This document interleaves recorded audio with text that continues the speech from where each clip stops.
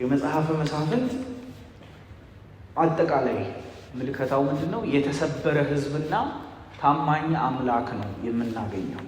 የተሰበረ ህዝብ ማለት በቃ የወደቀ ህዝብ፣ ከዛ ደግሞ ታማኝ የሆነ ህዝቡን የማይጥል እግዚአብሔር እናስተውላለን። እግዚአብሔርን ማወቅ ስንፈልግ፣ እግዚአብሔርን መረዳት ስንፈልግ ታማኝነቱን የምናይበት የቅዱሳት መጽሐፍት ክፍል አንዱ መጽሐፈ መሳፍንት ነው። ዛሬ 5ቱን ምዕራፍ ነው የምናየው። አጠቃላይ 21ዱ ምዕራፍን በምንመለከትበት በምናገላበጥበት ወቅት በ21ዱ ምዕራፎች ውስጥ የምናስተውለው የምንገነዘበው ነገር ቢኖር እምነቱን የበላ ከሃዲ፣ በክህደቱ ምክንያት ተላልፎ የተሰጠ፣ ልቡ የተደፈነ በኃጢአት የተነከረ ህዝብና በምህረቱ ደግሞ ባለጠጋ የሆነ እግዚአብሔር ኪዳኑን የሚጠብቅ ለአባቶቻቸው የማለላቸውን መሐላ እያሰበ በምህረቱ የሚጎበኛቸው ምህረቱ የማያልቅ እግዚአብሔር በመጽሐፈ መሳፍንት ውስጥ እናስተውላለን። በገባው ቃል መሰረት ኪዳኑን እያሰበ በበጎነቱ ብዛት ቅጥፈት እየተለማመዱ በቃ ኃጢአትን እየጠጡ የኃጢአትን ጽዋ ለሚጨልጡ ምስኪኖች የማያቋርጥ በጎነቱን የምናስተውልበት ክፍል ነው መጽሐፈ መሳፍንት እና ደግሞ ተስፋንም ይፈነጥቃል ውስጡ። ለአንዴና ለመጨረሻ ጊዜ ሰዎች ሌላ መስፍን፣ ሰዎች ሌላ ነፃ አውጪ እስካያስፈልጋቸው ድረስ አንድ መስፍን እንደሚልክላቸው ተስፋ እየሰጠበትም የሄደው መጽሐፍ ነው መጽሐፈ መሳፍንት። የተወደዳችሁ ተወዳጆች ሆይ በደንብ እንድታደምጡኝ ይፈልጋለሁ። መሳፍንት የተለያዩ ሰዎች ታሪክ አይደለም። it's not bunch of stories። የተለያዩ ሰዎች የሰሩት ስለ ናኦድ፣ ስለ ጎቶንያን፣ ስለ ሶምሶን አይደለም። የተወደዳችሁ መሳፍንት አፈ ታሪክ አይደለም። የሰዎች ድርሰትም አይደለም፣ ትርክትም አይደለም። መሳፍንት ሰዎች እግዚአብሔርን በማያውቁ ጊዜ ምን እንደሚሆኑ ፍንትው አድርጎ የሚያሳይ መስታወት ነው። መሳፍንት ታሪክ አይደለም፣ መስታወት። በደንብ ነው የሚናገር። የድሮ ታሪክን እያገላበጥን ድርሳናትን ነጥብ በነጥብ ለመመልከት ፈልገን አይደለም ዛሬ የተሰበሰብነው። በሚመጡትም ሳምንታት ሰዎች እግዚአብሔርን ሲረሱ ምን እንደሚሆኑ ቁልጭ አድርጎ የሚያሳይ አሁናዊ መስታወት ነው። ንጹህ አይደለም። ቅንጭብ ያለ በቃ የተመቸ ጆሮ ገብ ታሪኮች አይደሉም። ውስጡ የምናገኛቸው ታሪኮች እግዚአብሔርን የረሳ ትውልድ፣ የተሰበረ ትውልድ፣ ከልኩ በታች የተገኘ ትውልድ፣ የእግዚአብሔርን መልካምነት ቀምሶ እንዳልቀመሰ የሆነ ትውልድ፣ የደነከረ በኃጢአት የተነከረ የኃጢአት ጥላሸትን የተቀባ የነፍስ ውልቃት የገጠመው የማንነት ስንጥቃት ውስጥ የገባ ምስኪን ትውልድ ታሪክ ነው መሳፍንት። በዚህ ሁሉ ደግሞ ተስፋን የሚያሳይም መጽሐፍ ነው መሳፍንት። ከነስብራታቸውም ቢሆን ኪዳኑን የሚያስብ ታማኝ ቅዱስ እግዚአብሔር ሰዎችን ከገቡበት ቅርቃር ከገቡበት ሸለቆ የሚያወጣበት ታሪክ ነው። ስለዚህ መሳፍንትን ስታዩ እንደ ታሪክ ሳይሆን እንደ መስታወት ሆኖ ልባችንን እየመረመርን ስንማማረው ጉልበት ይሰጣናል። እግዚአብሔር ጸጋን ያብዛል የት ነን እንድንል። ምክንያቱም በተለይ መሳፍንት በተለይ አሁን የምናያቸው 5ቱ ምዕራፎች it's not only about the Israelites የእስራኤል ታሪክ ብቻ ሳይሆን የዚህ ዘመንም ሰው ታሪክ ይመስለኛል እኔ። ኦኬ ልባችን ምኑ ጋር ነው? በየት በኩል ነው የቆምነው? በየት በኩል ነው አቋቋማችን ሚለውንም እንድንመለከት እፈልጋለሁ። ምክንያቱም መስታወት ነው ልባችሁ የቱ ጋር እንዳለ። ከዛ ደግሞ ሰዎች እግዚአብሔርን ሲተዉ፣ እግዚአብሔርን ሲረሱ፣ ለእግዚአብሔር ቦታ ሲያጡ ምን እንደሚሆኑ በምሳሌ የሚያስተምረን መጽሐፍ ነው። 5ቱ ምዕራፎች ውስጥ 5 ክፍሎች አሉት። እኔ በ5 ከፍዬ ነው ለማየት የሞከርኩት በማጠናበት ወቅት። 5ቱን ምዕራፎች እንመልከት። የመጀመሪያው ክፍል እግዚአብሔር ድል የሰጣቸው ሌላ ነገር የተመኙ ህዝብ እናገኛለን። እግዚአብሔር ድል የሰጣቸው እነሱ ግን ሌላ ነገር የተመኙ ህዝቦችን እናገኛለን። ይህንን ክፍል የምናገኘው ከመጽሐፈ መሳፍንት ምዕራፍ 1 ቁጥር 1 እስከ ምዕራፍ 2 ቁጥር 5 ድረስ ነው። ከቁጥር 1 እስከ ምዕራፍ 2 ቁጥር 5 እግዚአብሔር ድል የሰጠው ህዝብ ግን ሌላ ነገር የተመኘ ህዝብ እናገኛለን። ተመልከቱ። በተስፋ ነው የሚጀምረው መጽሐፉ። በተስፋ ነው የሚጀምረው። ርስታቸውን ሊጨብጡ ብዙ ነገስታትን ጥለው ከመጡ ሙሉ በሙሉ እግዚአብሔር ያዘጋጀላቸውን ፍኖተ ካርታ እንኳን ባይጨብጡ ሰፊውን የእስራኤልን ምድር በያዙበት ዘመን እግዚአብሔር ከእስራኤል ጋር እንደዚህ ንግግር ይጀምራል።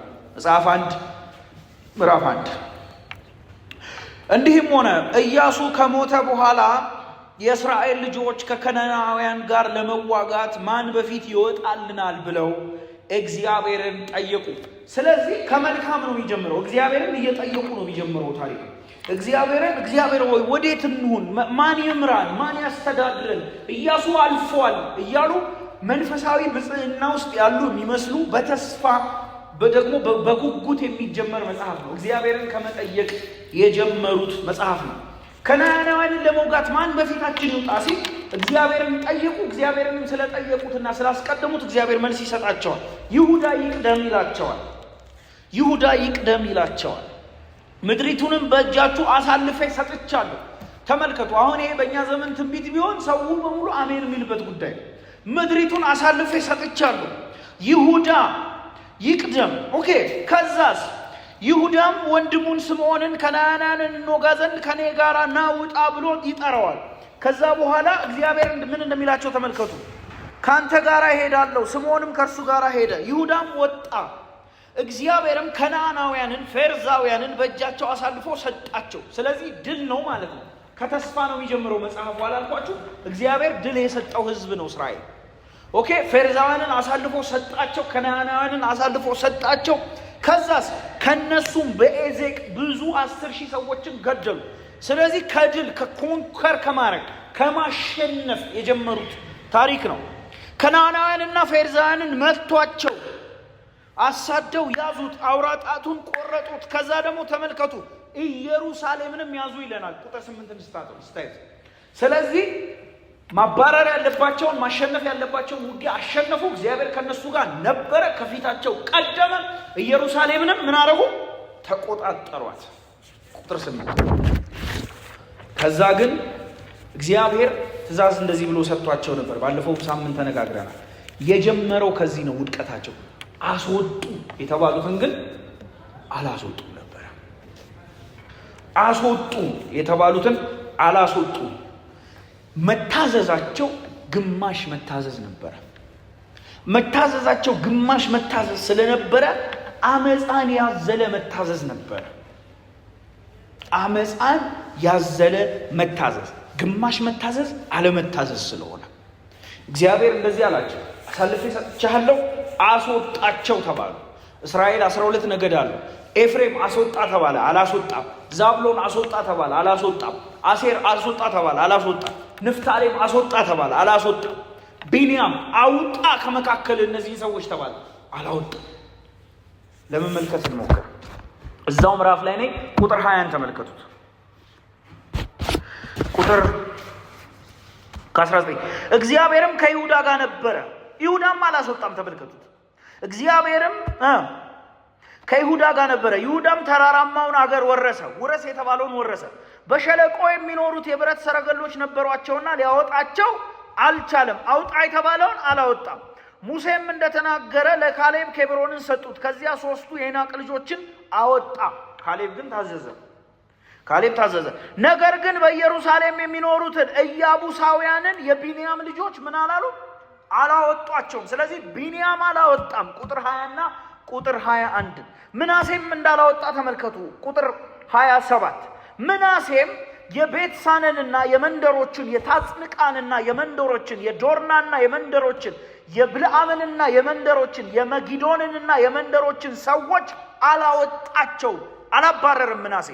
ቁጥር 29 ኤፍሬምን ተመልከቱ። ኤፍሬም በጌዜር የተቀመጡትን ከነዓናውያንን ምን አላለም? አላወጣቸውም። አሴርን ተመልከቱት ቁጥር 31 አሴርም የአኮንንና የሲዶናን የአሕዛብንም የሐላብንም የአክዚምንም የሂልባንም የአፌቅንም የአረብንም ሰዎች ምን አላለም? አላወጣም። ቁጥር 31 እዛው ንፍታሌምን ተመልከቱት። ቁጥር 33 ይቅርታ፣ ንፍታሌምም የቤት ሳሚንና የቤት አናትን ሰዎችን ምን አላለም? አላወጣቸውም። በከነዓናውያን መካከል ምን አሉ? ተቀመጡ። አውጣ የተባለውን ምን አላለም? አላወጣም። ሰዎች እግዚአብሔር አድርጉ የተባሉትን ባለማረጋቸው ምክንያት ውጉ ተብለዋል እኮ፣ አስወጡ ተብለዋል። ግን ምን አላደረጉ? አልታዘዙ። ለምንድን ነው እግዚአብሔር ውጉ ያለው? በዛ ጊዜ ለምንድን ነው ከምድሪቷስ አስወጡ ያለው? እግዚአብሔር ፍትህን የማይወድ አምላክ፣ የአሕዛብ ደመ ከልብ እንዲህ ሲሆን ዝም የሚል አምላክ ሆኖ አይደለም።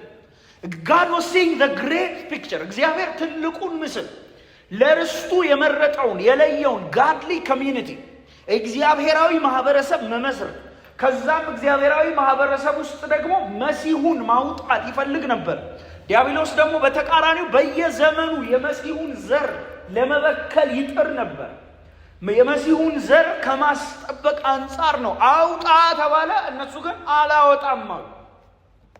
በመካከላቸው አኖሯቸው። ግማሽ መታዘዛቸው አለመታዘዝን እንዴት እንደሚወልድ ተመልከቱ። ሰዎች በዚህ አጋጣሚ ሰዎች የኃጢአት ባሪያ ሲሆኑ እግዚአብሔርን መስማት ሲያቆሙ ከእግዚአብሔር ሕግጋትና ከእግዚአብሔር ትእዛዛት ይልቅ ለስነ ልቦናቸው የሚሰጡት ሎጂካል ትንታኔ አስተንትኖ ኦኬ ይሄ በዚህ ምክንያት ነው የሚሉት ሪዝኒንግ ኃጢአትን ይወልዳል።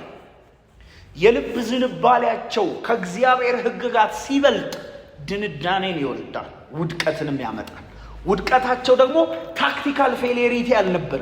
የእግዚአብሔር ጉዳዩ ያን ዝግባ ያንን ምንጭ ያንን ጋራ ከመያዝ አንጻር ሳይሆን ህዝቡ እግዚአብሔርን መስሎ እንዲኖር ከመፈለግ አንጻር ነበር። ውድቀታቸው የእግዚአብሔርን ሕግ የእግዚአብሔርን ኪዳን ከመስማት ይልቅ ምቾታቸውን ስላስመረጡ ከህዝቡ ጋር ላለመዋጋት በመካከላቸው ተቀመጡ ይላል። ምን ማለት መሰላችሁ? ጎረቤት አረጓቸው ማለት ነው። በቃ ከኛ ጋራ ኑሩ አሏቸው። እግዚአብሔር ግን የመሲሁን ዘር የመሲሁን መንግስት ብሎም ደግሞ እግዚአብሔር ለዓላማው የለየውን ለርስቱ የለየውን ወገን የመጠበቅ ዓላማ ነበር። እየቀደሳቸው ስለነበር ወንድሞችና እህቶች በዚህ አጋጣሚ አልጎራይዝ ላደረገውም አልፈልግም። እኛስ እግዚአብሔር አውጡ ሚለንን እያወጣን አስወግዱ እያለን ያለውን እያስወገድን ነው ወይስ ለምቾቶቻችን እየኖርን ነው? አስወግድ፣ አጥፋ፣ ውረሰው፣ ግደለው የተባልነው አውሬ እያላመድን ነው?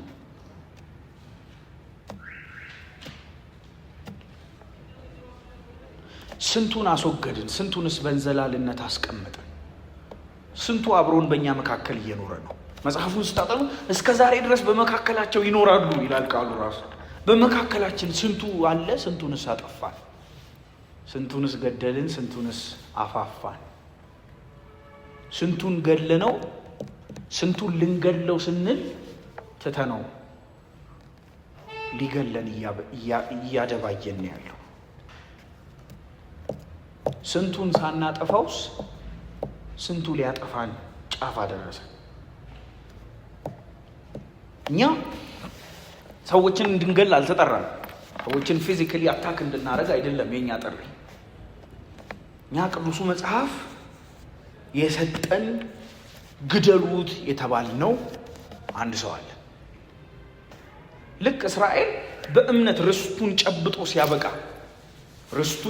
ሲያበቃ ተዋግቶ ማርና ወተት የተባለችው ምድር ላይ ገብቶ ሲያበቃ እዛ ያሉትን ሳያስወግድ መቅረቱ ጉድ እንዳረገው በዘላለም ሕይወት ተስፋ በእምነት ወራሾች የሆነ እኛ ግደሉ የተባልነውን አሮጌ አዳም አለመግደላችን አንድ ቀን እንዲገለን ያደርገናል።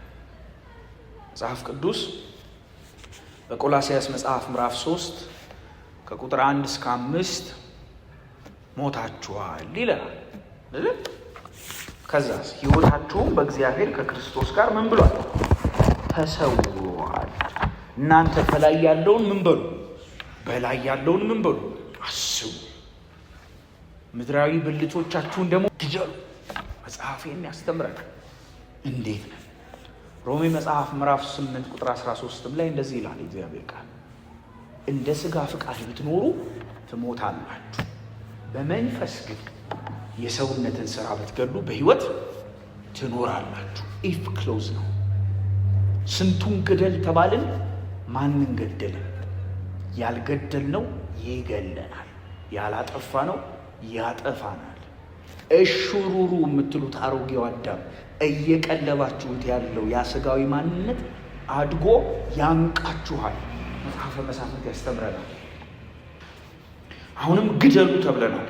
ከሥጋ ጋር ከአዳም ጋር ፒስፉል ትሪትሲ የለም፣ ወይም ደግሞ የሰላም ስምምነት የለም። we are always at war። ሁሌም ውጊያ ላይ ነን። ሥጋ በመንፈስ ላይ፣ መንፈስም ደግሞ በሥጋ ላይ ምን ይላሉ? ይቃወሙ። የማያቋርጥ ባትል ውስጥ ነው ያለ ነው። በእምነት ተስፋ ወራሾች የሆናችሁ እናንተ፣ የዘላለምን ሕይወት ያላችሁ እናንተ፣ ኢንድዌሊንግ ሲን እናንተ ውስጥ ያለው አሮጌው አዳም የተባለውን ግለሰብ አናቱን እያላችሁ እየቀጠቀጣችሁ እየገደላችሁ ነው ያላችሁት። ያልገለነው እንደሚገድለን መጽሐፍ ያስተምረናል። አጥፉት ተባሉ፣ አላጠፉም። ውጤቱን ተመልከቱት። ምዕራፍ 2 ቁጥር 1 ንፍታሌም አጥፋ ተባለ አያጠፋም፣ ኤፍሬም አጥፋ ተባለ አያጠፋም፣ ይሁዳ አጥፋ ተባለ አያጠፋም፣ ቤንያምም አላጠፋም፣ ሁሉም በመካከላቸው ይሳኮርም ተባለ አላጠፉም። ምዕራፍ 2 ቁጥር 1 የእግዚአብሔር መልአክ ከጌልጌላ ወደ ቦኪም መጥቶ እንዲህ አለ። መልአኩ መጣ፣ እኔ ከግብፅ አውጥቻችኋለሁ፣ ለአባቶቻችሁም ወደ ማልኩላቸው ምድር አግብቻችኋለሁ። ኦኬ፣ እኔም ከእናንተ ጋር ያደረግኩትን ቃል ኪዳን ለዘላለም አላፈርስም። እናንተ ግን እናንተ አንብቡት፣ እኔ ከማነበው መሠዊያቸውን አፍርሱ እንጂ በዚች ምድር ከሚኖሩ ሰዎች ጋር ቃል ኪዳንን ምን አትበሉ፣ አታጥፏቸው ብዬ ነበር አለ እግዚአብሔር። እናንተ ግን ቃሌን አልሰማችሁም። ለምንድን ነው ይህን ያደረጋችሁት አለ እግዚአብሔር። አጥፏቸው አላልኩም ወይ? ከእነሱ ጋር ኪዳን አትግቡ አላልኩም ወይ? ሳይወርሷችሁ ውረሷቸው፣ ሳይገላችሁ ግደሏቸው አላልኩኝም ወይ እኔ? እናንተ ግን ቃሌን አልሰማችሁም። ለምን አደረጋችሁ? ከፊታችሁ አላወጣቸውም፣ ነገር ግን ያስጨንቋችኋል፣ አማልክቶቻቸውም ወጥመድ ይሆንባችኋል ብያለሁ እኔ። የእግዚአብሔርን መልአክ ይህንን ቃል ለእስራኤል ልጆች ሁሉ ተናገረ። አሁን ስትሮንግ ወርድ። አጥፋ ያልኩ ለምን ያላጠፋው? አስወግድ ያልኩ መልአክ ነው የተገለጠው በቦኪም፣ ቀልድ አይደለም። አስወግድ ሲል እስራኤል ሁሉ ትሬምብል ያደርጋ፣ ደነገጡ። ተመልከቱ፣ አለቀሱ ይላል። የዚያንም ስፍራ ስም ቦኪም ብለው ጠሩት። በዚያም ለእግዚአብሔር መስዋዕት ሰው፣ ወይኔ እግዚአብሔር ተቆጣ። ኢያሱም ሕዝቡን ባሰናበተ ጊዜ እስራኤል ልጆች ምድርን ሊወርሱ ወደ የርስታቸው ሄዱ። የእግዚአብሔርን ሥራ ባዩ ጊዜ ሽማግሌዎቹ ሁሉ እግዚአብሔርን አመለኩ። ኢያሱ ሞተ። በተራራማው በኤፍሬም ሀገር በገዓስ ተራራ በሰሜን ባለችው ርስት በተምናሐሬስ ቀበሩት።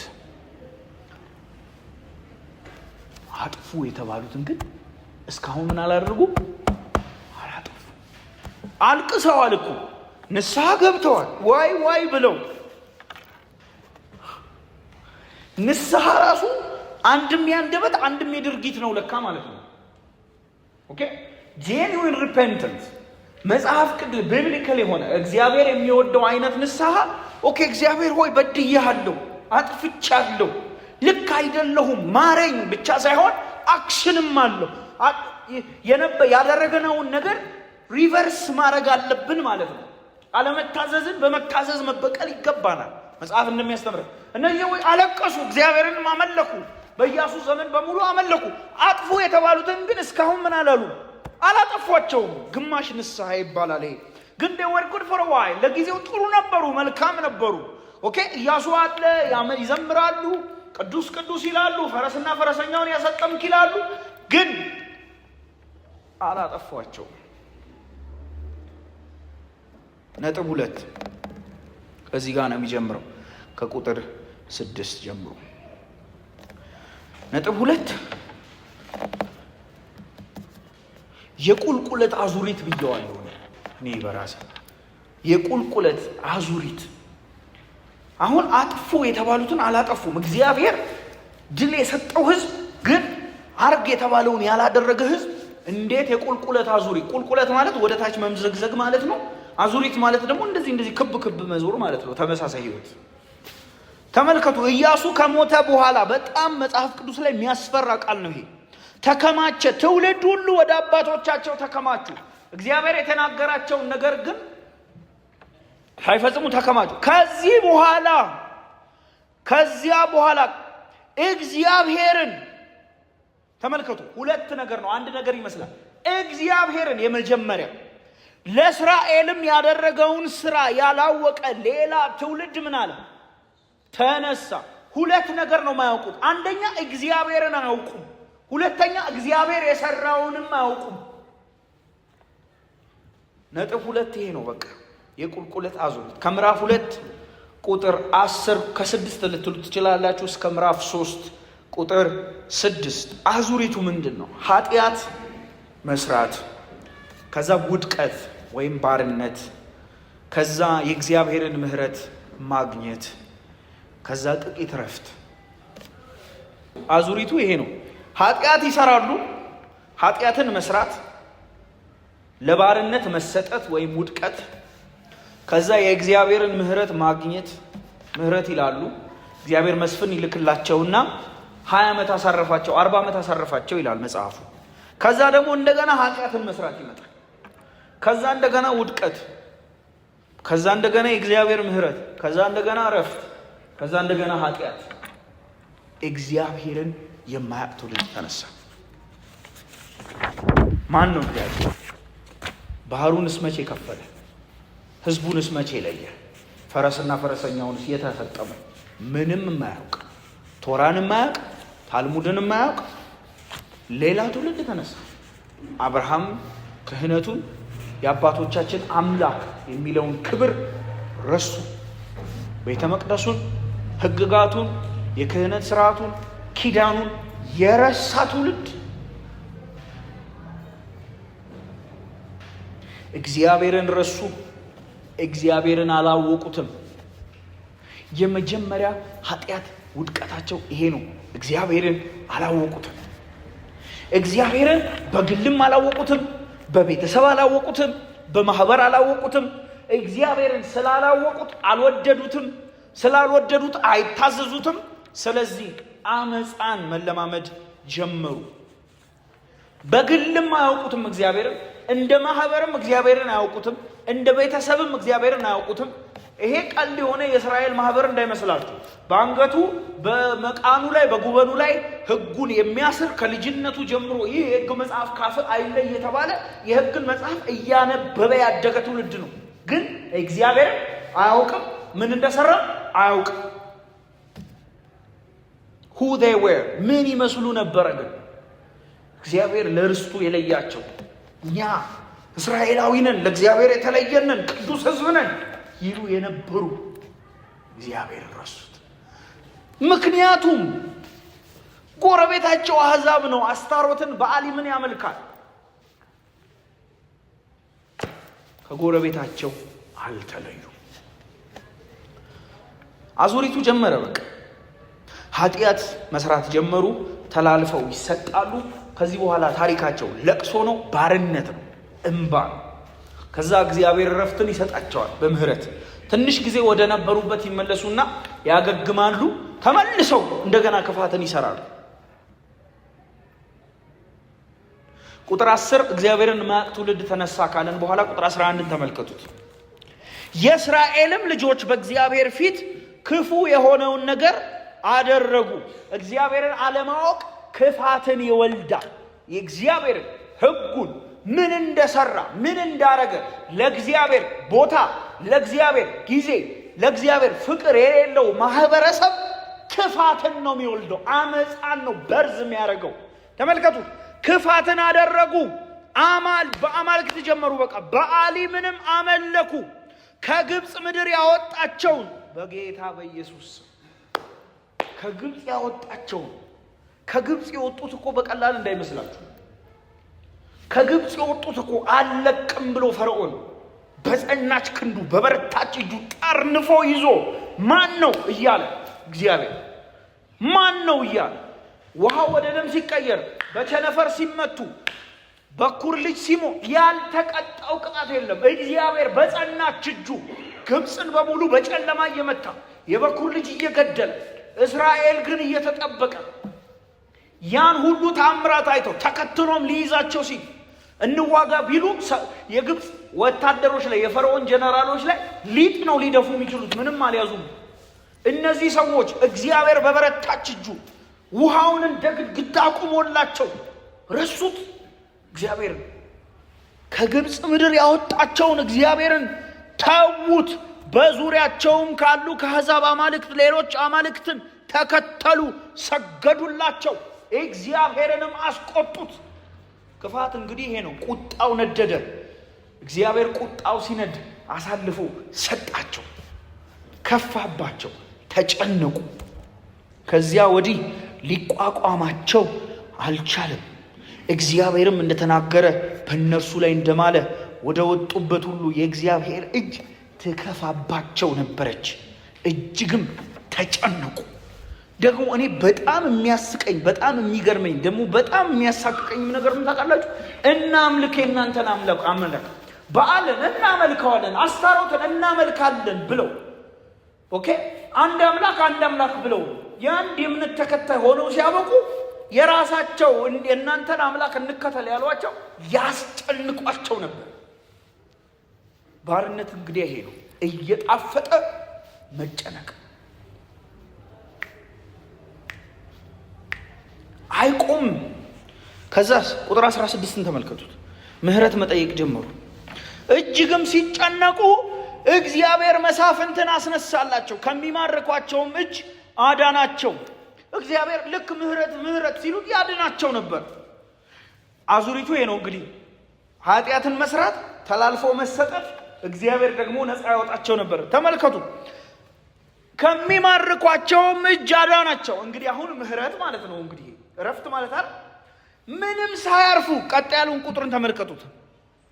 ሌሎችን አማልክቶች ተከተለው አመነዘሩ፣ ሰገዱላቸውም እንጂ መሳፍንቶቻቸውን አልሰሙም። አባቶቻቸው የሄዱበትን የነበረውን መንገድ ፈጥነው ምን አሉ? ፈቀቅ አሉ። እግዚአብሔር ሆይ አድነን ሲሉ እግዚአብሔር መስፍን ልኮ ካዳናቸው በኋላ ተው አትከተሉ ሲሉ አይሰሙም። ፈጥነው ፈቀቅ ይላሉ። እንደገና የጉድ ሕዝብ እኮ ነው። እግዚአብሔር ለአባቶቻቸው ትእዛዝ እንደታዘዙ እንዲሁ አላደረጉም። አይሰሙም። በቃ ቁጥር 19 ከእግዚአብሔርም ከመስፍኑ ጋር ነበረ፣ ስለሚጋፏቸውና ስለሚያስጨንቋቸው በጮኸታቸው ያዝን ነበርና። እግዚአብሔርን ተመልከቱት፣ የርኅራኄ አምላክነቱ። በመስፍኑ ዘመን ሁሉ ከጠላቶቻቸው እጅ አዳናቸው። መስፍኑ ግን ከሞተ በኋላ ምን ይሉ ነበረ? ዝቅ ብላችሁ ይዩት። መስፍኑ እስኪሞት ነው የሚጠብቁት። ለምሳሌ አሁን ለምድያም ሕዝብ ተሰጠው ከሆነ የምድያም ሕዝብ አስጨንቁ አረ እግዚአብሔር አውጣን ይሉና እግዚአብሔር ጌዲዮንን ልኮ ነፃ ካወጣቸው በኋላ ነፃነት ሲያገኙ መች ነው የሚሞተው ጌዲዮን ይላሉ። መች ነው ጌዲዮን ሞቶ የምንመለሰው? አይገርምም? የልብ ትዕቢታቸው እግዚአብሔር አሳልፎ ይሰጣቸው ነበር፣ ግን እግዚአብሔር ያዝንላቸው ነበር ይላል መጽሐፍ። እግዚአብሔር ለምን ካዘነ አሳልፎ የሚሰጣቸው? እግዚአብሔር ፍቅር የተሞላ ትህትና የተሞላ ሎንግ ሰፈሪ በምህረቱ ባለጠጋ ታጋሽ ቢሆንም እግዚአብሔር ግን ቀናተኛም አምላክ ስለሆነ ክብሩን ለሌላ አሳልፎ ማይሰጥ ስለሆነ የጽድቅ ጌታ ስለሆነ አሳልፎ ይሰጣቸው ነበር። ሉዓላዊ በሆነ ቻስታይስመንቱ ወይም ቅጣቱ አባት ልጅ ሲያጠፋ እንደሚቀጣው ለጥቅማቸው ይቀጣቸው ነበር፣ እያረማቸው ነበረ። አልማርም እንጂ ከቁጥር 19 ጀምሮ በቃ ይሄንን ነው የምታዩት። አይሰሙም እየተላለፉ ይሰጣሉ። ምዕራፍ 3 ቁጥር 6 ጋር እንመልከት።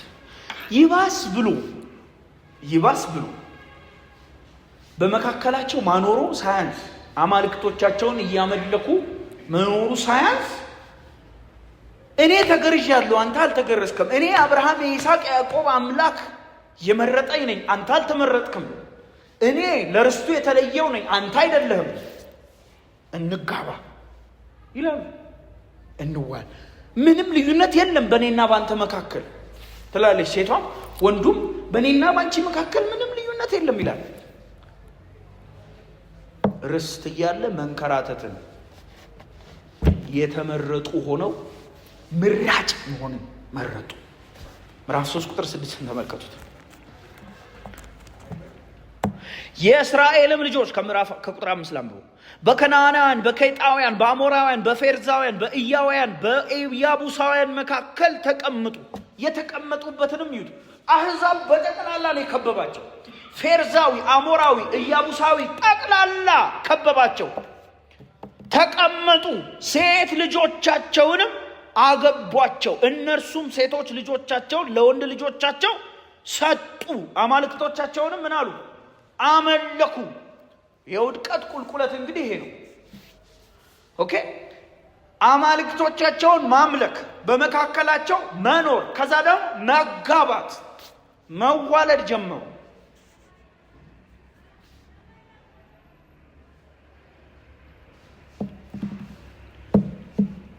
ተላልፈው ተሰጡ። በቃ ውድቀታቸው ቀጠለ። እግዚአብሔር ተው ብሏቸው አልፎ ለትልቅ ዓላማ ነው የጠራቸው። ለትልቅ ዓላማ። የታምራት ኃይሌ መዝሙር አለ ርስት እያለ ምንድን ምህል እያለ ረሃብተኞች ምናምን የሚል መዝሙር አለው አይደል? ጋሽ ታምራት ከእስራኤል ሕዝብ እንደዛ ነው። ሴቶች ልጆቻቸውን ለወንድ ልጆቻቸው፣ ወንዶች ልጆቻቸውን ለሴት ልጆቻቸው ሰጡ፣ ተጋቡ፣ ተዋለዱ። which means ኢያቡሳዊ የለ፣ እስራኤላዊ የለ፣ ተዳቀሉ፣ ተቀላቀሉ። አጥፋ እኮ ነው የተባለው። አጥፋ። ሶስተኛ እግዚአብሔር መሳፍንት ያስነሳላቸው ነበረ። ከቁጥር 7 እስከ 31 እንመለከተዋለን።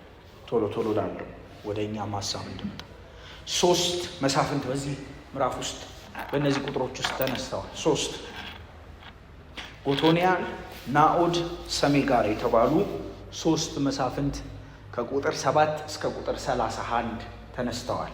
እነዚህ መሳፍንት ተላልፈው ተሰጥተዋል፣ ለባርነት ተሰጥተዋል። they were colonized። በቃ ቀኝ እየተገዙ ነው ያሉት እነዚህ ሰዎች።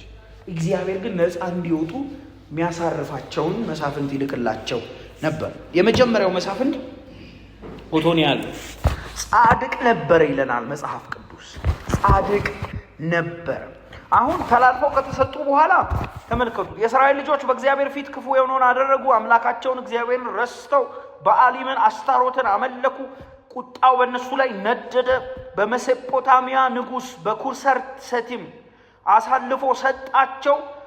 18 ዓመት ተገዙለት። ኦኬ፣ 18 ዓመት ሲገዙለት ወደ እግዚአብሔር ጮሁ። ሳይክሉ እንዲህ ነው። ወደ እግዚአብሔር ሲጮሁ እግዚአብሔር የሚያድናቸውን መስፍን ላከላቸው። ቁጥር 10 የካሌብን የታናሽ ወንድሙን የቄኔዝን ልጅ ጎቶንያልን አስነሳላቸው። የመጀመሪያው መስፍን እሱ ነው። ተነሳ። እሱ ምን ይመስል ነበር? ጎቶንያል የእግዚአብሔር መንፈስ በእርሱ ላይ መጣ ይለናል። የመጀመሪያ ነፃ አውጫቸው መንፈስ ያለበት ነው። እንደነሱ በባርነት የተዘፈቀ አይደለም። ሲጀመር ሰው ነፃ ለማውጣት ነፃ የወጣ መሆን አለበት። የእግዚአብሔር መንፈስ በእርሱ ላይ ነበረ፣ መጣበት፣ ይፈርድ ነበረ፣ በሰልፍ ኃያል ነበረ፣ ያሸንፍ ነበረ። ሰላምን አመጣላቸው። ሰላሙ ዘላቂ አልነበረም። 40 ዓመት ነበረ ሰላሙ። እሱ አንቀላፋ። ከዛስ ክፋት ሰሩ ይለናል። ጎቶንያል ከሞተ በኋላ ቁጥር 12 የእስራኤል ልጆች በእግዚአብሔር ፊት እንደገና ክፋትን ምን አሉ? ሰሩ። ስለዚህ ጎቶንያል ተነስቶ 40 ዓመት ሰላም ሰጥቷቸው፣ ቅድም እንዳልኳቸው መቼ ነው የሚሞተው የሰውዬ እያሉ እየጠበቁ ነበር። ከሰላም ይልቅ መገዛትን፣ ከርስት ይልቅ መንከራተትን፣ ከእግዚአብሔር ይልቅ በዓልንና አስታሮትን ነበር የሚፈልጉት እነዚህ ሰዎች። እንደገና ክፋት ሰሩ። እግዚአብሔር ችግር የለበትም። የሞዓብን ንጉሥ ያስነሳዋል። የንጉሥን ልብ ወደደደ ያደርገዋል ይሌለ መጽሐፍ ቅዱስ። እና ተነስ እስቲ ብሎ ሞዓብን አስነሳው። የሞዓብ ንጉሥ ኤግሎምን በእስራኤል ላይ አበረታባቸው። የአሞንን ልጆች አማሌቅን ወደ እነርሱ ሰበሰበ። ሄዶም እስራኤልን መታ። ዘንባባ ያለባትን ከተማ ያዟት። የእስራኤል ልጆች ለሞዓብ ንጉሥ ለኤግሎም 18 ዓመት እንደገና ምን አሉ? ተገዙለት። ሳይክሉ እንደዚህ ነው። ስለዚህ ጎቶንያልን አስነስቶላቸው አሳርፏቸው ነበረ። እንደገና ክፋትን ሰሩ። የሞዓብን ንጉሥ አስነሳው። 18 ዓመት ገዛቸው። እንደገና መጮ ጀመሩ። የእስራኤል ልጆች ወደ እግዚአብሔር ጮሁ። እግዚአብሔር ሆይ ብለው እኔ ጩኸታቸው ራሱ ምን ይመስላል ብዬ ቅድም እየሳልኩት ነበር። እንዴት አይነት አጫጫ ቢጮሁ ነው እግዚአብሔር የሚሰማቸው እያሉ መልሰው ያጠፋሉ፣ ተመልሰው ያጠፋሉ። እግዚአብሔርም ቢንያማዊን የጌራን ልጅ ናኦድን ግራኙን ሰው አዳኝ አስነሳላቸው። ናኦድ ነው የተነሳው። ከዛ በኋላ ናኦድ ከተነሳ በኋላ ናኦድ የቢንያም ሰው ነው። ናኦድ ግራኝ ነው። ዘአይረን ይዝ ቢንያም ማለት የቀኝ እጅ ልጅ ማለት ነው። ሰን ኦፍ ራይት ሃንድ ማለት ነው። ግን ቢንያማዊ ቢሆንም ግራኝ ነበረ። ከዛ በኋላ ተነሳ። ከቁጥር 16 እስከ 30 ድረስ ኤግሎምን የገደለበትን መንገድ ነው የሚያሳየን መጽሐፉ። ታሪኩን አጥኑት። ከዛ በኋላ የእስራኤል ልጆች ለ80 ዓመት አረፉ ይለናል መጽሐፍ ቅዱስ። 80 ማረፋቸው ራሱ ጥሩ ነው። ከና አመጻ ተጠልፈዋል፣ ተነድፈዋል በአመጻ። ግን 80 ዓመት አረፉ። እንኳን አረፉ። ግን በሚገርማችሁ ሁኔታ እኔ በዚህ ውስጥ ያስተዋልኩት ይወድቃሉ፣ ያነሳቸዋል። ከነ አመጻቸው፣ ከነ ተደፈነ ልባቸው፣ በኃጢአት ጥላሸት ከተለቀለቀ፣ በኃጢአት ከሰከረ ማንነታቸው መለኮታዊ ትድግናውን ታያላችሁ። ያወጣቸዋል። ከዛ ማለት አንወጣም ካሉበት ውስጥ እግዚአብሔር አርሚ አይደለም የሚያስነሳው። በሚገርማችሁ ሁኔታ 2 ባታሊዮን ሌጊዮን ምናምን አያስነሳም። አንድ ሰው ይልክላቸዋል እግዚአብሔር። ያወጣቸው ነበር። የሟቹን ሞት የማይወድ በምክሩ የሚያስብ እግዚአብሔር ክብር ለስሙ ይሁን። ያወጣቸዋል። መለኮታዊ መገቦቱን ይረብባቸዋል እግዚአብሔር። እንደ አይኑ ብሌን ይጠብቃቸዋል። እነሱ ግን አያርፉም። እዛም ከፍልስጤማውያን ጋር ንክኪ ነበራቸው መሰለኝ። የአናትን ልጅ ሰሜጋርን ያስነሳላቸዋል። ከፍልስጤማውያንን 600 ይገላል በበሬ መውጊያ። እሱም ደግሞ እስራኤልን ያድናል። ሳይክሉ ይሄ ነው። ምዕራፍ 4 ከዚህ በፊት ከምዕራፍ 4 በፊት ግን እቺን መናገር ይኖርብኛል። እነዚህ ሁሉ መሳፍንት በየተራ ለእስራኤል እየተነሱ ከባርነት ቀንበር ለጊዜው እያዳኗቸው ተመልሰው እየገቡ እያወጧቸው ተመልሰው እየገቡ የሚያመላክተን አንድ ነገር ቢኖር እግዚአብሔርን አለማወቅና ኃጢአት አመፃን ይወልዳል። እነዚህ ሰዎች ደግሞ በአመፃ ምክንያት የመጣባቸውን ባርነት ሊያስታግሱ ቻሉ እንጂ እነዚህ መሳፍንት ዋናውን ሶርሱን ምንጩን ኃጢአትን እግዚአብሔርን አለማወቅን መንፈሳዊ ድንዛዜ ሊያስወግዱ ግን አልቻሉም፣ አልተቻላቸውም። እውነተኛ አሳራፊ፣ እውነተኛ መስፍን ጌታ ኢየሱስ ብቻ ነው። ከእውነት እኮ እውነተኛ አሳራፊ ጌታ ኢየሱስ ብቻ ነው። ሌላ መስፍን እንደሚያስፈልጋቸው እንትን የሚል ይመስለኛል። ይሄ ክፍል እርጅ የሚያደርግ ይመስለኛል። ምዕራፍ 4 እንደገና እስራኤል አመፀ። ናኦድም ከሞተ በኋላ የእስራኤል ልጆች በእግዚአብሔር ፊት እንደገና ክፋትን ሰሩ። መጽሐፈ እንትን ስታነቡ ይሄን አለማስተዋል አትችሉም። እንደገና ክፋትን ሰሩ አለ በየቦታው እንደገና ክፋትን ሰሩ። እግዚአብሔርም በአሦር በነገሰው በከነዓን ንጉሥ በኢያቢስ ልጅ አሳልፎ ሰጣቸው። የሰራዊቱም አለቃ በአሕዛብ አሪሶት የተቀመጠው ሲሳራ ነበረ። የእስራኤልም ልጆች ወደ እግዚአብሔር ምን አሉ? ጮሁ፣ ይጮሃሉ። የእስራኤልም ልጆች ወደ እግዚአብሔር ጮሁ። 900 የብረት ሰረገሎች ነበሩትና የእስራኤልም ልጆች ስንት ዓመት? 20 ዓመት ምን ይላቸው ነበር?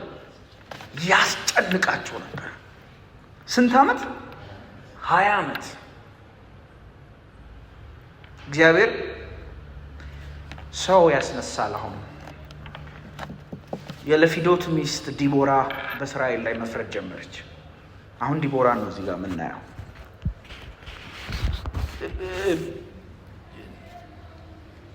ባርቅ የተባለ እግዚአብሔር ሊጠቀምበት የፈለገው ሰው ነበረ፣ ግን እግዚአብሔር ዲቦራን የመረጠው። ባርቅ እንደሱ ያሉ ሰዎች ለእግዚአብሔር የማይመቹ እግዚአብሔር ከሚያመጣው ቃል ይልቅ ሁኔታን የሚያዩ ስለነበረ እግዚአብሔር ቃል አምጥቶለት በዲቦራ በኩል ራሱ አይ ግድ የለም አንቺ ለማናቸውም ነይ ከኔ ጋር ሚል ስለነበረ እግዚአብሔር እሱን ብዙ አልፈልገውም። ዲቦራን ነበረ እግዚአብሔር እየተጠቀመባት የነበረው። ከቁጥር 6 እስከ 9 ስታዩ ይሄንን ታመለከታላችሁ። በምዕራፍ 4 እግዚአብሔር በጥቂት ወይም በብዙ ማዳን የእርሱ እንደሆነ እየተመለከትን መተናል። በአንድ ሰው ነው ነፃ ሲያወጣቸው የነበረው። እዚህ ጋር ደግሞ በዚያ ዘመን ሰው ተብለው የማይቆጠሩ ሴቶችን ነበር እየተጠቀመ የነበረው። ዶንት ቴክ ዲስ ሮንግ ዌይ፣ ሴቶችን ሰው አይደሉም እያልኩኝ ሳይሆን በዛ ዘመን ሴቶችና ህፃናት አይቆጠሩም ነበር አይደለ? ሴቶች ለምስክርነትም አይውሉም፣ ትምህርት ቤትም አይገቡም። እንደዚህ ግን እግዚአብሔር በበዛ ማህበረሰብ መካከል አይጠቅሙም፣ ለምንም አይሆኑም የተባሉትን ሴቶች እግዚአብሔር እያስነሳ መሳሪያ ሲያደርጋቸው እንመለከታለን። ዲቦራ አንዷ ነች፣ ኢያኤል ደግሞ ሌላኛዋ ነች። ዲቦራ እንደውም የእግዚአብሔር ሰው የሎፊዴት ሚስት ነች፣ አይሁዳዊ ነች። ኢያኤል ደግሞ አይሁዳዊ እንኳን አይደለችም፣ አሕዛብ ነች። እስራኤላዊ እንዳልኳችሁ ሴትን ሰው ብሎ አይቆጥርም። አሕዛብን ደግሞ ጭራሽ ሴት ብሎ ሰው ብሎ አይቆጥርም። ጭራሽ ደግሞ የአሕዛብ ሴትን እግዚአብሔር አስነሳላቸው። ባርቅ እኮ ትመታዋለህ ሲባል አላምንም ብሎ አንተ አትመታውም? አዎ እግዚአብሔር እንደውም በሴት እጅ ነው የሚገለው አለችው። መጽሐፉን አንብቡ። በሴት እጅ ነው አሳልፎ የሚሰጠው ስትል ትመለከቷታላችሁ። ዲቦራ መፍረድ ጀመረች። ኢያኤል ደግሞ ክህነት የሌላት ኪዳን ውስጥ ያልገባች የመሲሁ ማህበረሰብ ውስጥ ያልገባች ግን እግዚአብሔር ሉዓላዊ ሆኖ በሚሰራበት ጊዜ መገልገያ የነበረች ሴት ነበረች። አምላካችን ከዚህ የምንማረው እኔ ቀደም እንደዚህ ብያለሁ። አምላካችን በላይ በሰማይ ነው፣ የወደደውንም ምን ይላል ያደርጋል። ክብር ለስሙ ይሁን። ባርቅ ፈርቶ፣ ባርቅ የተባለው የእስራኤል ጀነራል ፈርቶ የዲቦራን ኮንፈርሜሽን እየፈለገ ለማናቸው ነይ እንሂድ አብረን እያለ የፈራውን ነገር ሲሳራ ብቻዋን ዘረረችው። ሲሳራን ብቻዋን ዘረረችው። ኢያኤል ማለት ነው። እግዚአብሔር ሊሰራ ሲወድ የሚከለክለው የለም።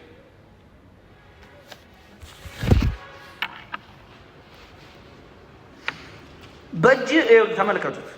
በዚያን ጊዜ ነቢይቱ የለፊዶት ሚስት ዲቦራ በእስራኤል ላይ ትፈርድ ነበረች። እርሷም በተራራማው በኤፍሬም ሀገር በራማና በቤቴል መካከል ባለው የዲቦራ ዛፍ ከሚባለው ከዘንባባው በታች ተቀምጣ ነበር። የእስራኤል ልጆችም ወደ እርሷ ለፍርድ ይወጡ ነበር። ልካም ከቃዴስ ንፍታሌምን የአቢኢኔምንም ልጅ ባርቅን ጠርታ የእስራኤል አምላክ እግዚአብሔር ሄደህ ወደ ታቦር ተራራ ውጣ፣ ካንተም ጋር ንፍታሌምን ዛብሎንም 10,000 ሰዎች ውሰድ፣ እኔም የኢያቢስን ሰራዊት አለቃ ሲሳራን ሰረገሎቹን ህዝቡን ሁሉ ወደ አንተ ቂሶን ወንዝ እስባለሁ፣ በእጅህም አሳልፌ እሰጠዋለሁ አለችው። እሰጥሃለሁ ስትለው ባርቅ እኔ አንቺ ከኔ ጋር ብትሄጂ ግን ባትሄጂ ፈርቶ እኮ ነው አልሄድም ሲላል እርሷ ዲቦራ ግን ጀግና ነች በእውነት በኢየሱስ። እዚህ ውስጥ ዲቦራ ካላችሁ ሶስቴ ተባረ። ካንተ ጋራ እሄዳለሁ አይዞ ትለዋለች። አንተ ሱቅ ሚላክ ነው የሚመስለው እኮ ሊዋጋ መሄድ አይመስልም። ካንተ ጋራ እሄዳለሁ፣ ነገር ግን እግዚአብሔር ሲሳራን አንተ አልመታም አልክ፣ ሲሳራን በሴት እጅ አሳልፎ ይሰጣልና አለ። ይሄ ራሱ እኔ ነርቭ ሊነካው ይገባ ነበር። ምን ብሎ ሊደነግጥ ይገባ ነበር። ሴት ልኮት ማይበረታስ ባርቅ ይባላል። እዚህ ውስጥ ባርቅ አላችሁ? ምክንያቱም ወንድ ልጅ ሴት ልጅ ስትልቅ እኮ ይደነግጣል አይደል? ሌት አሉን ደግሞ ነብይ ይሆናል። አሳልፎ ይሰጣቸዋል ምናምን ስትባል አልሄድም። ባርቅ እንደዛ ሲል እግዚአብሔር ሌላ አለው። እግዚአብሔር የወደደውን ያደርጋል። ኦኬ፣ ክብር ለስሙ ይሁን። አስነሳት ኢያኤልን። በአሦር ንጉሥ ቁጥር 17 ላይ ዝቅ ብዬ ይሄን ታሪክ አንብቤላችሁ ልጅ በኢያቢስና በቄናዊው በሃቤር ቤት መካከል ሰላም ነበርና ሲሳራ ፈርቶ ነው። አሁን ባርቅ የሲሳራን ጀነራሎች መታ እንጂ ሲሳራን አልመታውም። ከዚህ የተነሳ ሲሳራ መሮጥ ጀመረ። ወደ ቄናዊ ወደ ሃቤር ሚስት ወደ ኢያኤል ድንኳን ደረሰ። ኢያኤልም ሲሳራን ለመገናኘት ወጥታ ግባ ጌታ ሆይ ወደ እኔ ግባ አትፍራ አለችው። ወደ እርሷም ወደ ድንኳኗ ገባ፣ በመጎናጸፊያዋም ሸፈነችው። እግዚአብሔር እንዴት እንደሚጠቀምባት ተመልከቱ። ሴትዮዋ ምን እያደረገች እንደሆነ ራሱ የምታቅም አይመስለኝም በእውነት። ምክንያቱም የጦር ልምድ የላት። ልትገል የተነሳችው እስራኤልን ለ20 ዓመት ያስገበረ ሰው ና ብላ አስገባችው። መጎናጸፊያዋንም ሸፈነችበት። እርሱንም ጠምቶኛል ውሃ ስጭኝ ሲላት ትህትናዋ የወተቱን አቁማዳ ፈታ አወጣችው። ውሃ ስጭኝ ሲላት ምን ሰጠችው? ወተት። እስከዚህ ድረስ ሰላም ነች ኢያኤል። እግዚአብሔር በቃ ሊነካካት ነው። ተመልከቱ። ከድንኳኑም ደጃፍ ሰዎች መጥተው በዚህ ሰው አለ ብለው ቢጠይቁሽ የለም በይ። ችግር የለም እሺ የለም እላለሁ። የሃቤር ሚስት ኢያኤል የድንኳን ካስማው ወሰደች። እዚህ ጋር እግዚአብሔር እየተቆጣጠራት ነው። እንደዛ ነው ፊልም አድርገው ወሰደች። በእጇም መዶሻ ያዘች። ቀስ ብላም ወደ እርሱ ቀረበች። በጆሮ ግንዱም ካስማውን ቸነከረች፣ ገደለችው፣ ጣለችው። ካስማው ወደ መሬት ጠለቀ፣ እርሱም ሞተ። እነሆም ባርቅ ሲሳራን ሊያባርር ኢያኤል ልትገናኘው ወጣች። ባርቅ አሁን የሲሳራን ጀነራል ገሏል፣ ሞቲቬትድ ሆኗል። ከዛ ሊገል እና የምትፈልገው ሰውዬና ዘርር ይሆናል። ክብር ለኢየሱስ ይሁን። እግዚአብሔር ሊሰራ ሲነሳ መለኮታዊ መገቦቱ መለኮታዊ ኦርኬስትሬሽኑ የለም። ስራው ድርጊቱ ማን ያውቀዋል? ማንስ ይፈትነዋል? ማንም። እግዚአብሔር የወደደውን ይሰራል። ከዚህ በኋላ እግዚአብሔር የታደገው ሕዝብ ሲያመሰግን ነው የምናየው። 5ኛው ምዕራፍ የድል የዝማሬ መጽሐፍ ነው። የድል ዝማሬ ነው። 31 ቁጥሮች አሉት። ባርቅ ለእስራኤል ልጆች ነፃነትን ከሰጠ በኋላ አክቹሊ ኢያኤል እና ዲቦራ ከሰጡ በኋላ ዝማሬ ጀመሩ እና ዝማሬው ቅኔው ደስ ይላል። አንብቡት። 2 አይነትም ክፍል አለው። የይሳኮር የዛብሎንና የንፍታሌም ሰዎች ታማኝነታቸው ተሞግሷል። ለውጊያ መነሳታቸው ሲነሳ ሮቤል፣ ዳንና አሴር ደግሞ ፈሪ ሆነው ካዋርዶ ነው ቦቋቃ ሆነው ወደ ውጊያ ለመውጣታቸው ይነቅፋል። አሁን እዚህ ጋር ዝማሬዎቹን እናንተ ቤት ተመልከቷቸው። ግን እዚህ ጋር ዲቦራ የተሻለ ስራ ሰርታለች ከባርቅ ጋር ብዬ የማስብበትን ምክንያት ተናግሬ ወደኛ ሐሳብ ወደ ዋና ሐሳቤ ይገባል። አምልኮ ነው የጀመሩት። ኦኬ እና አምልኮ ብቻ ሳይሆን ፐብሊክ ቲዮሎጂ ዲስኩርስ ነበረ፣ ወይም ደግሞ በሰፊው ማህበረሰብ ፊት ስነ መለኮታዊ ትንታኔ ነበረ። በህዝቡ ፊት ቃለ እግዚአብሔርን እስራኤል ቅድም ረስቶ የነበረው እግዚአብሔርንና የሰራውን ስለነበረ በዝማሬ በሚመልክ መስሎ ዲቦራና ባርቅ እስራኤል እግዚአብሔር ማን እንደሆነና ምን እንደሰራ እንዲያውቅ ነው የዘመሩት። ውድቀታቸው እግዚአብሔርን አለማወቅ፣ እግዚአብሔርን አለመታዘዝ፣ ከእግዚአብሔር ይልቅ ሌሎችን ነገር መውደድ ስለነበረ ውድቀታቸው፣ ጠገናቸውም ደግሞ እግዚአብሔርን ማወቅ፣ የሰራውንም መረዳት፣ መታዘዝና ምላሽ መስጠት ነው። የእግዚአብሔር ትምህርት፣ የእግዚአብሔር ዝማሬ፣ የእግዚአብሔር ትእዛዛት በቃለ እግዚአብሔር በእንዲህ አይነት መልኩ በዝማሬ በተለያየ አይነት መልኩ ወደ ሰዎች ወደ አማኞች ህይወት ሲፈስ ጠገን ይመጣል። ሪፎርሜሽን ቤዚክሊ ይሄ ስለሆነ ጆን ካልቪን እንደዚህ ይላል፣ እግዚአብሔርን እንደ መርሳት ያለ ቸነፈር በምድር ላይ የለም። ቸነፈር በቃ ፕሌግ ነው። ኦኬ ቸነፈር ነው፣ በቃ መቅሰፍት ነው። እግዚአብሔርን እንደ መርሳት ያለ ቸነፈር፣ እግዚአብሔርን እንደ ማስታወስ፣ በእግዚአብሔር መንፈስ እንደመሞላት፣ በእግዚአብሔር ትእዛዛትና በእግዚአብሔር ኪዳን እንደመሄድ ያለ በረከት የለም። ክብር ለስሙ ይሁን። የእግዚአብሔርን እውነት በቃል በዝማሬ በመንፈሳዊ ቅኔ በተለያዩ መዋቅሮች ውስጥ ማዳመጥ ስፒሪቹዋል ፎርሜሽንን መንፈሳዊ መገንባትን ይወልዳል። ማጠቃለያ ከዛ ወደ አፕሊኬሽን ገብቼ ጨርሳለሁ። ዛሬ አርዝም ያለውኝ አም ቬሪ ሶሪ። ሁሉ መሳፍንት ይሞታል። ሁሉም ሲሞት እንመለከታለን። የእያንዳንዳቸውም ነፃ መውጣት ጊዜያዊ ነበረ። ሰላማቸውም በጣም ለጥቂት ጊዜ ስለነበረ ሲተን ትመለከቱታላችሁ። ሁሉም ታሪኮች፣ ውድቀቶች፣ መሳፍንቶች መነሳታቸው ወደ አንድ ነገር ይጠቁማሉ። አንደኛ ውድቀትን፣ ሁለተኛ ከውድቀት መነሳት። ውድቀቱ በመጽሐፈ መሳፍንት ውስጥ እግዚአብሔርን መርሳት፣ እግዚአብሔርን አለማወቅ፣ ጣዖትን ማምለክ ሆኖ ቢቀርብም እሱ ግን ውድቀቱ ሳይሆን የውድቀት መገለጫ ነበር። ማኒፌስቴሽኑ ነው እሱ። እውነተኛ ውድቀት ከመልካም ይልቅ ክፉን መውደድ ኃጢአት ነበረ። ኃጢአት ነው እንደዛ እንዲያደርጉ የሚያደርጋቸው። እውነተኛው ቅርቃር፣ እውነተኛው ውልቃት ኃጢአት ነው። ይሄ ደግሞ ዴስፕሬት እንድንሆን ያደርገናል። አዳኝ እንድንፈልግ ያደርገናል። መስፍን እንድንፈልግ ያደርገናል። ከዚህ ማን ነው የሚገላግለኝ? ለሞት ከተሰጠ ሰውነት እንዳለ ጳውሎስ ከዚህ እንዲያወጣን የምንፈልገው አዳኝ እንድንጓጓለት ይቀሰቅሰናል። መጽሐፈ መሳፍንት ገላግሌ መስፍን ያስፈልገናል። ሁሌ እየወደቅን እየተነሳ፣ ይሄ የእስራኤል ልጆች ዕጣ ፈንታ ብቻ ሳይሆን የአሕዛብ በሙሉ እየወደቅን እየተነሳ 80 ዓመት እያረፍን 20 ዓመት እየተገዛን 40 ዓመት እየተገዛን 40 ዓመት እያረፍን ከዚህ ውስጥ የሚገላግለን መስፍን ያስፈልገናል የሚል ትምህርት ውስጡ አለ። ያ መስፍን መንፈስ የተሞላ ብቻ አይደለም እንደ ጎቶንያ።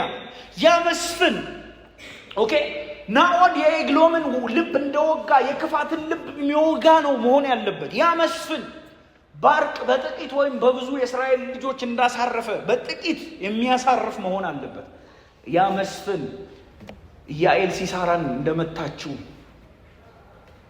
እባቡን አናቱን የሚቀጠቅጥ መሆን አለበት። ያ መስፍን ኢየሱስ ነው። ክብር ለስሙ ይሁን።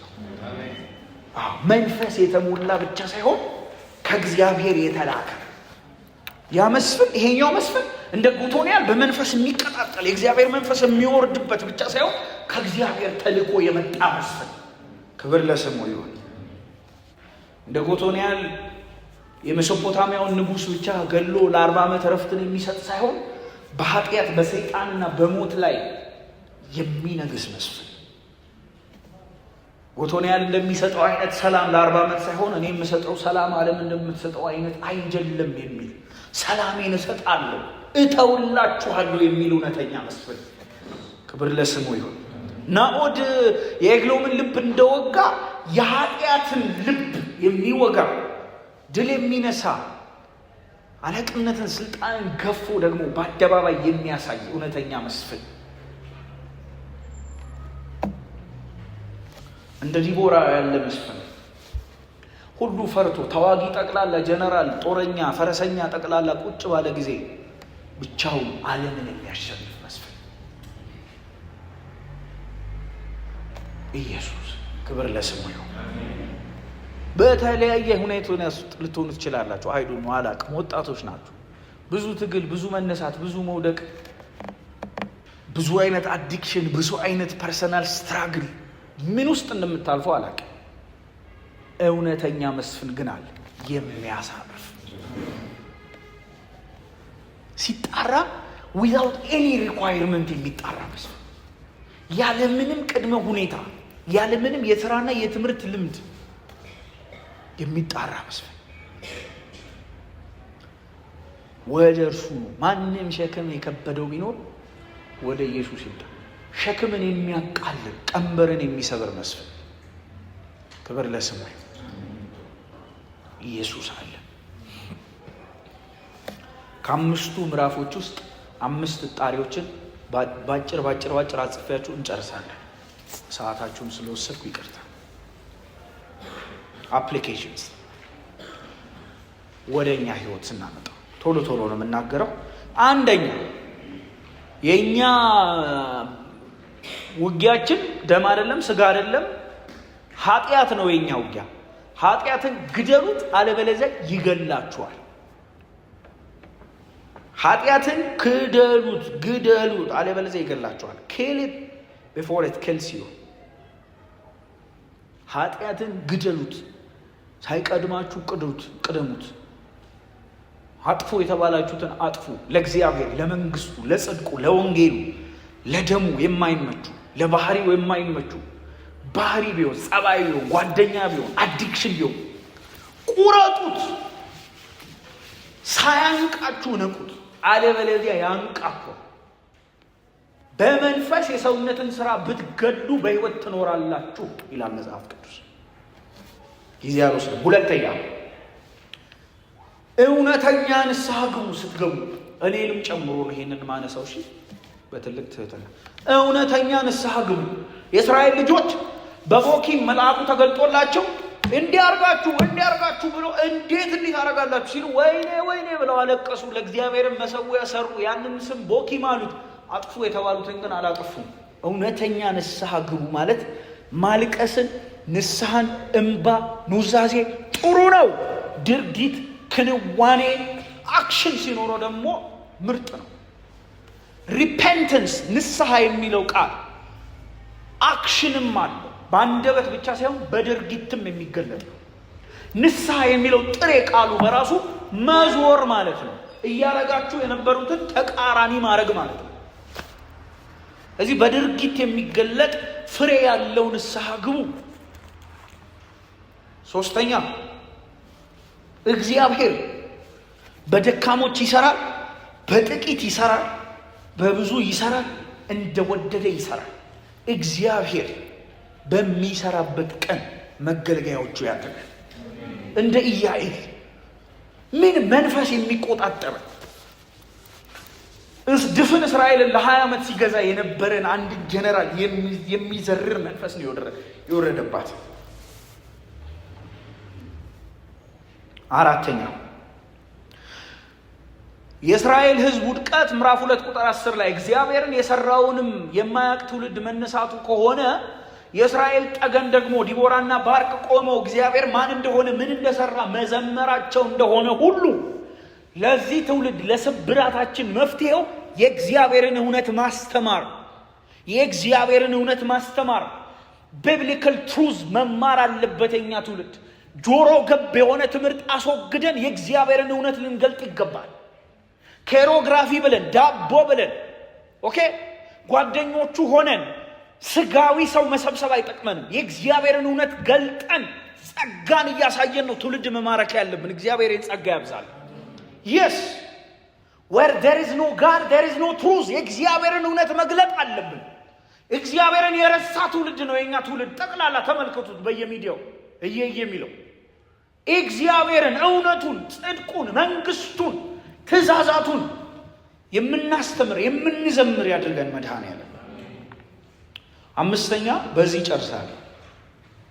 ሁሉ መሳፍንት ይሞታሉ፣ ሰላማቸውም ይተናል፣ የሚሰጡትም እረፍት ያበቃል። የማያልቅ እረፍት፣ የማይተን ሰላም የሚሰጠው ክርስቶስ ነው። በሩጫችሁ ሁሉ ክርስቶስን ይዩት። እርሱ ነው እውነተኛ መስፍን፣ እውነተኛ እረፍት፣ እውነተኛ አሳራፊ፣ እውነተኛ ቤዛነት፣ እውነተኛ ሰላም። ክብር ለስሙ ይሁን። ኢየሱስን ተመልከቱት። በተለያየ ሁኔታ እረፍት የምትፈልጉ የእስራኤል ልጆች ክፋት እየሰሩ ሲያበቁ ብለው ሲጮሁ እግዚአብሔር መስፍን ልኮ እንደሚገላግላቸው በምትጮሁበት ነገር የሚገላግላችሁ መስፍን አለ። ኢየሱስ ይባላል። ኢየሱስን ይዩት። አይኖቻችሁን ወደ መስቀሉ አንሱ። የሚያሳርፍ ኢየሱስ ብቻ፣ እውነተኛ እረፍት በክርስቶስ ኢየሱስ ብቻ። ይሄ ለአሕዛብ ብቻ ሳይሆን ለክርስቲያኖች የምንሰብከው ስብከት። ጸጋ ይብዛልን። እንጸልያለን።